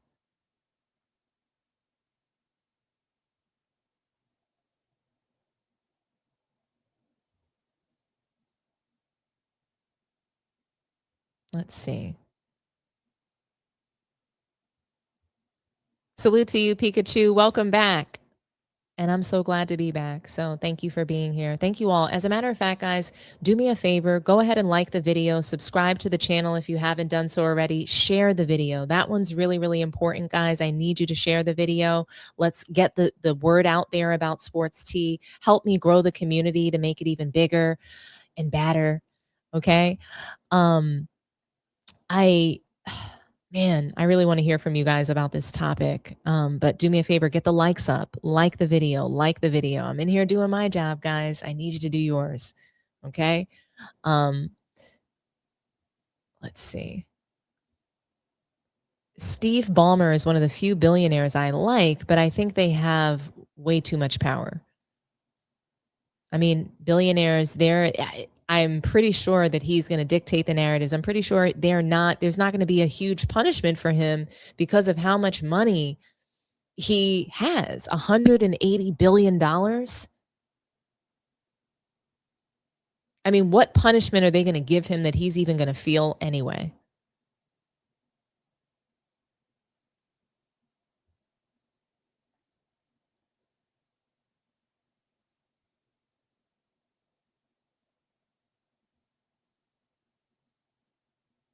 Let's see. Nothing else on this? Tampering is all over the place. All sports teams do this. That's why big markets win free agency. The money circulating outside the system is much more lucrative in markets like LA. It's quiet because Adam Silver knew about it from the jump. NBA is having federal nightmares. They're forced to make a decision. This is being massaged like the Epstein files. They're deleting info, paying off witnesses, and hiding funds. When it all comes out, it won't be nowhere near the truth. I'm curious to see what happens. I really, really am really curious. But call in, guys. Talk to me nice. I really want to hear from you. Let me know what you guys think about this. How should we expect Adam Silver to handle this? You know, is Tatum's 45 comparable to Jordan's 45 return in 1995? You know, is Wemby weak for making this case? Did you guys like it? What do you guys think? I mean, does LeBron James GOAT case sort of suddenly catapult and improve because he's now a role player? Call in. Talk to me nice, guys. Tell me what you think.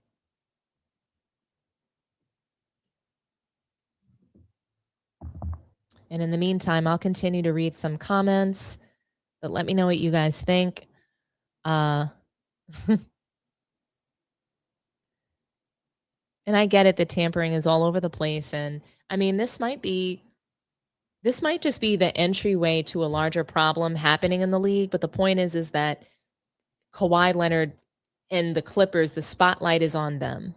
So I hate when people say, oh, but everybody's doing it. Yeah, but you got caught. It's just like when 12 people run a red light and the officer doesn't catch the first 11, they caught the 12th person. That's how the law works. They don't care that 11 other people did it and got away with it. They're not on a mission to go back in time and catch everybody else that did it. You came under the radar, you got caught. And to me, that's like a form of being a snitch in a way, because, okay, I got caught, so now I'm going to blame it on everybody else that's doing it too. That's not how it works. You knew it was wrong. That's why you were hiding it. To me, concealment matters. That's one of the biggest things that matter to me is concealment. If you are concealing the fact that, and hold on a second, it looks like we have our first caller. Thank you for calling Sports Tea. Talk to me nice. Hi, thank you for calling Sports Tea. Talk to me nice. Are you there? Yes, hello. Thank you for calling Sports Tea. Talk to me nice. Who do we have on the line? Oh, man. Hello, can you hear me?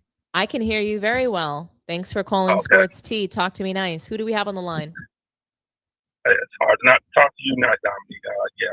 I was just, I might have jumped into your live late here, but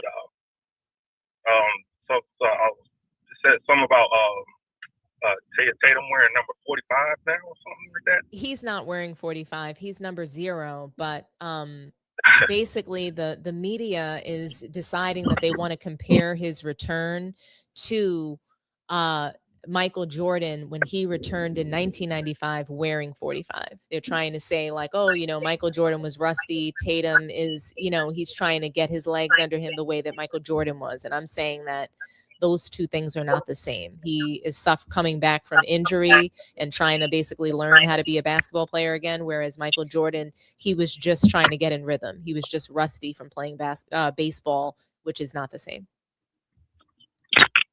Yeah, it just seems pretty confusing there because they just seem, I don't recall Jordan ever coming back from an injury. He's coming back from retirement. I don't recall Tatum retiring and coming back. And exactly, he didn't win the championship on the way out. Exactly. So they're 2 years. So I don't know how you compare that. I don't know how you can compare. And I mean, Michael Jordan's dropped 55 in his 5th game back. Tatum hasn't even cracked 25. So, when you compare the first 9 games of their return, it doesn't line up. It doesn't add up at all. Right. And Yeah, I don't know. I don't want to. This Clippers whole Clippers thing. I don't know what's going on with them. It's just, after all, it's the Clippers. But this is coming from a Lakers fan who never really had anything to say nice about the Clippers. But after all, that's all they're going to be. Just a walking contradiction. Yeah, I mean, But I've noticed you actually had some like folks like you wanted to get some opinions about this whole GOAT conversation. Yeah. I've actually had. Yeah, does LeBron James instantly, does his GOAT case all of a sudden improve because he's turned into a role player because he's decided, I'm going to accept my role as a third option? Do you think that now he's making the greatest GOAT case of his career? Do you actually believe that? Yeah, and I'm actually hearing, I actually got word that Clutch is actually doing something to make sure Luka Dončić doesn't get the MVP, which is like, it's pretty much a snake move. Yeah. And I think it's going to further expose LeBron as a counterfeit legacy. I think it was Craig. That's what he's always been. I think I've heard that. I heard that on Craig Carton's show. He was saying that he believes that Clutch and LeBron James have, basically sabotaged Luka's chances to win the MVP. I'm going to be honest with you. I think Luka has sabotaged his own chance of winning the MVP. The way the Lakers started out the season, the way he played throughout the season, I don't think it was really MVP worthy. His offense is, has been sensational in this last, 10 game stretch or so. But even against the Pistons, when I took a look at that, that's not an MVP. Watching him against the Pistons without Cade Cunningham, like, people are not talking about that enough, that they look like complete scrubs. They look like duds. They instantly turned into a G League looking team with 3 superstars on the floor. LeBron James, Luka Dončić, Austin Reaves, the Beach Boys were out. They were, they should have been cooking, but against a young athletic team, they prove themselves that they're not real contenders. They're pretenders. The Lakers are still an unserious team. And quite frankly, the offensive stretches that Luka Dončić has is no different from when he was playing with the Mavericks. He's the same player. So I don't think he's a true MVP anyway. So people, I didn't want to spend too much time on the Clutch narrative that he's preventing Luka from getting the MVP, because I'm sure they're putting out narratives that he can't possibly be an MVP candidate due to his lack of defense. But we would have to keep that same energy for Nikola Jokic and other players that are not defending as well. So as long as Jokic is in the MVP conversation, then Luka deserves to be there. But the idea that LeBron and Clutch are stopping him from getting the MVP is ridiculous. His lack of defensive prowess, his ability to literally shut down after in the second half because he's too tired, because he's too overweight to be, honestly playing the amount of minutes that he does. He can't make it through a full game. He has to sit down because he does not have the athleticism or the stamina to really carry a team for 4 quarters straight and to be defensive. So once he has to defend, I mean, just count him out. You're getting only probably a first quarter explosion and then you're done. But they instantly get exposed in the playoffs. That's not an MVP candidate to me. There's nothing so different than what he's doing with the Mavericks. And quite frankly, I thought he was playing better with them than he is with the Lakers. So MVP, I just can't get jiggy with that. I can't. But I do understand. Do I think that there is something towards LeBron James feeling poorly that he's playing alongside an MVP candidate, that, he can't possibly be the GOAT because, hey, you have an MVP level candidate on your team, that instantly disqualifies you. Michael Jordan never played with another MVP candidate, even when his career was sunsetting.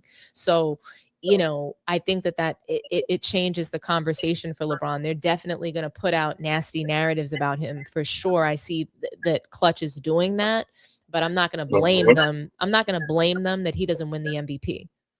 Luka is the reason why he's not going to be MVP. Luka is the reason why they're not going to win any titles. The Lakers organization, they bet wrong. They gambled wrong. Luka Dončić is not going to bring them a title. He's not a championship level player. He does not show up in championship level shape. And his own head coach has said that. Not only does he not show up with physical fitness, he doesn't defend. And you can't have three players on a team that can't defend. LeBron James doesn't defend, Luka Dončić doesn't defend, and Austin Reaves cannot guard a parked car. So with that being said, it's just not going to get done. But William, I just want to thank you for your call today. It looks like we have another caller calling in. So let me go ahead and take this call and move along, okay? All right, I appreciate you, Dominique. Thanks for having me. It's hard not to talk to you nice. You are so wonderful. Have a good day. Bye-bye. Thank you. Thank you for calling Sports Tea. Talk to me nice. Oh, no. It looks like they might have hung up. Let's see.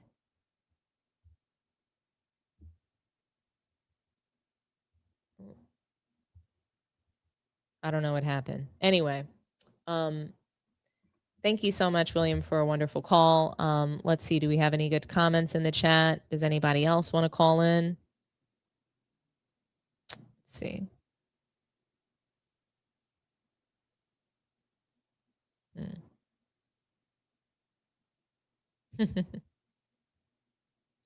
I believe caller knows about Dom's take.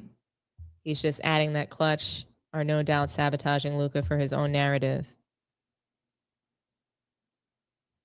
Let's see. Hi, thanks for calling Sports Tea. Talk to me nice. Oh, hi. This is Jamal. I didn't think I was gonna get to. Yeah. Hi, Jamal. How's Yeah, it this going? is the. Oh, sorry. I mean, yeah. So, I was just.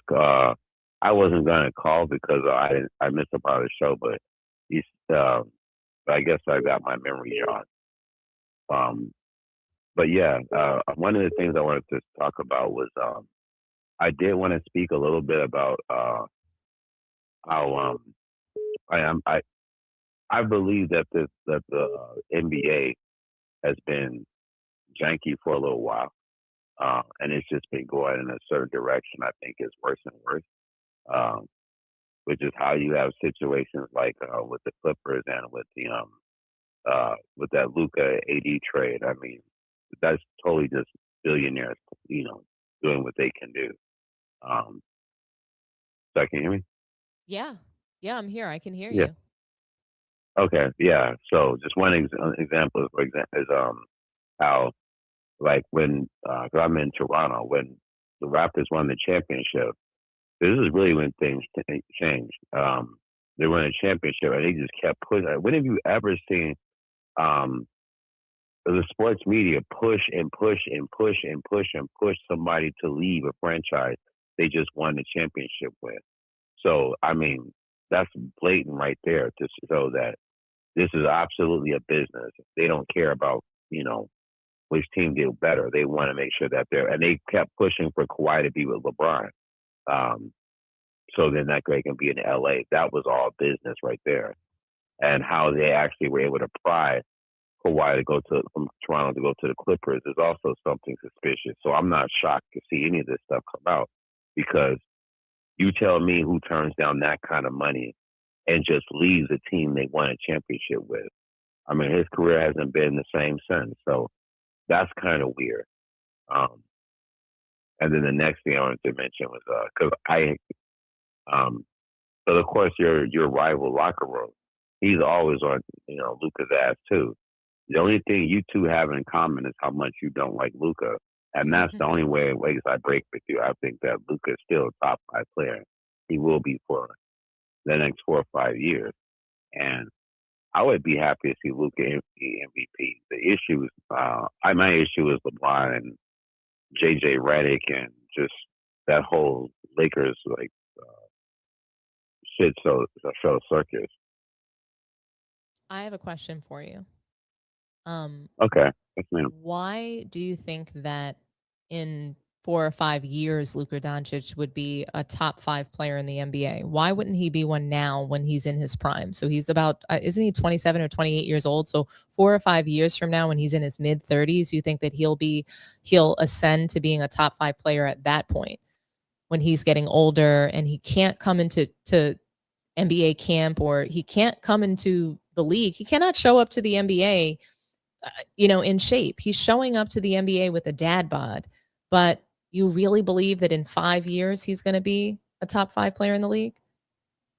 Well, I mean, as I said, he should still be a top 5 player because he is a top 5 player now. Okay. Okay. And secondly, I mean, I don't think that it was his fault. I don't think it's he's the reason why the Lakers would win a championship. I think the Lakers are the reason they win a championship. I think next year when LeBron leaves and that salary cap space is open, they have a better shot. You have to have incredibly high, basketball IQ to have a LeBron and Luka on the same team, and that for even to be coherent. But also, in Dallas, that was a weird thing. I mean, you have the Addison. Yeah, I don't want to keep going into more conspiracy stuff, but I mean, given what we have happening in the world right now, I wouldn't trust anything that Miriam Adelson does. I mean, she's messing up American politics. She's, controlling Israel, and she's messing up the NBA. You don't know what their real intention is. So that's why I'm not so quick to blame Luka for either why they didn't win in Dallas. So that yes, he did show it a dad bod, but I mean, he's playing pretty good with that dad bod, and they don't play defense in this league anyway. Though I think that the real MVP is probably Cade Cunningham. I mean, Luka is definitely one of the best offensive players ever. So I don't know. I don't know how much blame he should take for why either the Dallas Mavericks or the Lakers don't have a championship. Well, I do want to take a moment to address a few things that you said. So, one, I don't even know who you're talking about. You said I have a rival, one of my rivals on YouTube. I have no idea who you're talking about. Yeah, honestly, I don't know. I watch a few content creators. I really enjoy Too Raw for Sports. Man Down Sports. That's my home. That's my team. Shout out to Mel from Man Down Sports and the whole team over there. Yeah. They're making such great content, and I miss being on the panel with them every Friday. But I also watch Ticket TV. Obviously, that's my guy. I watch Streamers Pro, the people that are telling the truth. So if you don't like most of these other, like, I'm not looking for other channels that are not telling the truth. I'm not picking up content from there, and I'm not looking for some sort of debate culture either. So, I'll be honest with you, I don't have any rivals. So I do want to address that. I don't have any rivals on YouTube. I just want to create a community where people come into this room here, into the Sports Tea community. They feel like they can share, give their opinions without getting their head ripped off. And, just have a safe space to talk about sports and it be fun, enjoyable, respectful, kind. We don't have to rip each other. This debate culture, it's just really rude. It's really disrespectful, and it's all born out of this whole ridiculous GOAT conversation. So, I hear you. But I just think that if we're going to praise Luka for his offense, another point that you made, I think that we really need to we just need to create an offensive player award. I don't think that MVP should be for players that can't defend and refuse to defend. I do not think that MVP should be for players that are asking their teammates to do something that they're unwilling to do. And it's not that he cannot defend. He does not condition himself to defend. He's playing one side of the ball. He is half of a basketball player because he doesn't he's not coming to work prepared. He doesn't take his job seriously, or he knows that, hey, I only have to do this much for my job.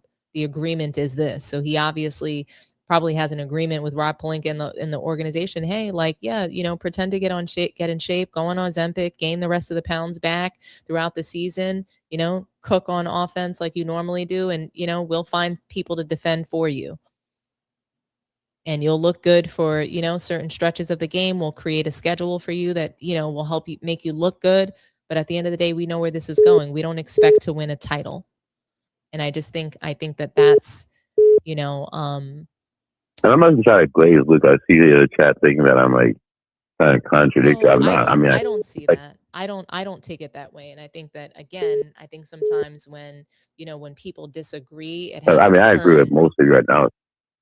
I think it's okay to love Luka. I think it's okay to like what you're seeing on the floor that he does. I like how he engages the bigs on the floor. I think that that's really special. So I'm not going to come in here and just tear him down and trash him completely. I've said his offensive game is really special. We need to celebrate what he's doing on that end when he's doing it. But oftentimes what I see due to his lack of conditioning is that he has a first quarter outburst and can't get anything else done for the rest of the game. He might score, 20, 30 in the first quarter, in the first half, but then, he goes from Prince to Pumpkin in the second half. And, then we're talking about his personal life and his personal dramas. I mean, the media is reporting about his custody battle. And, they're either saying it's either a gift and a curse for him, this custody battle. They're saying that either he's playing super hot out there, he's playing with an edge, he's playing with a chip on his shoulder. He's got, he's fighting for his life out there, and basketball is his only solace. Or then when he plays bad, he's distracted. He's so stressed because of his ex-fiance that is, that he's in a custody battle with. I can't imagine what this is doing to his family, the constant news around that. That's just awful. And I wish that he didn't announce that to the world and put a spotlight on his personal issues, and also provide us with like a segue to make some sort of excuse for him. But, like I said, Luka Dončić, he's an offensive juggernaut for sure, but he's only playing one side of the game. And I just don't think that we can continue to reward that when we have players like SGA out there, when we have players like Jaylen Brown, when we have players like Victor Wembanyama, when we have players like Anthony Edwards. And even if Anthony Edwards hasn't put on his best MVP campaign, again, every season he's out there playing like an MVP in a variety of ways, playing on both sides of the floor and being that example that his team needs to see. Again, I would never, and I played basketball, I would never respect somebody on my team that was asking me to play my hardest, to get back and run back on defense, but they weren't doing it themselves. As a captain, as a leader, we have to do the things that we expect others to do, or else we're just blowing, we're just blowing smoke. What's coming out of my mouth is hot air. That's a lot to ask for these days. It's a lot to ask for somebody to run, jump, and dunk the ball. It's a lot to ask for somebody to run back on defense, that when you turn the ball over, you don't stand there and cry and look to the ref about a foul, that you run back on defense. That's not a lot to ask for. That's called entitlement. That's privilege. That is a spoiled brat that has been given carte blanche to do what they want in an NBA game instead of doing their job. And if I was Luka Dončić's coach, he would be right next to me on the bench. So if you want to cry about fouls and you don't want to run your ass back on defense, you're out of shape, fat butt, right back on defense, then you're going to sit right next to me on the bench, because you don't deserve to be out there on the floor scoring points. You don't get the reward of offense without the hustle, grit, the joy of defense. Yeah, I hear what you're saying, but one thing I want to push back on is the idea that Clutch and Luke are on the same side. The LeBron fans and Clutch and Luke, that's why I mentioned a rival YouTuber, is because he's so on the opposite end on the LeBron fans, but they don't like Luka either. They're jealous of him too. So he's definitely not gonna get no. The sports media, do they like Luka? Will they throw LeBron under the bus for Luka at this point? Yeah, they probably would. But I did want to push back on. I mean, I blame them for a lot of stuff, but in this case here, the Clutch media people, they don't like Luka, and the NBA seem like they've decided. And by the way, Luka's a Jordan athlete. If that makes you feel any better. It doesn't make me feel any better. I don't side with like Jordan for everything. People, you'll come to find that about me. That I'm not like a Jordan girl. Like, I'm a fan of the sport. I like the history of the game. I'm more worried about protecting the history and the legacy of the sport than anything else. That's kind of like my goal, right? Is to be fair and to be balanced. So, I agree with you. Clutch doesn't like Luka, and they've had a pointed campaign against him, especially Rich Paul with that new, shameful, disgraceful podcast that he has. But I want to take a moment and just thank you for calling in. I've got to run and get back to work, but thank you so much for calling and talking to me nice. I really appreciate you. Let me take my call. Yeah. Have a wonderful day. Okay. Thanks. Bye-bye. All righty, guys. It has been real. Thank you so much for showing up and showing out, calling in with great takes and opinions, giving some really great comments. But I am going to sign off. And don't forget, guys, like the video, subscribe to the channel, and share the video. Like. Thank you guys so much. I'll see you next time. Have a good day. Bye-bye.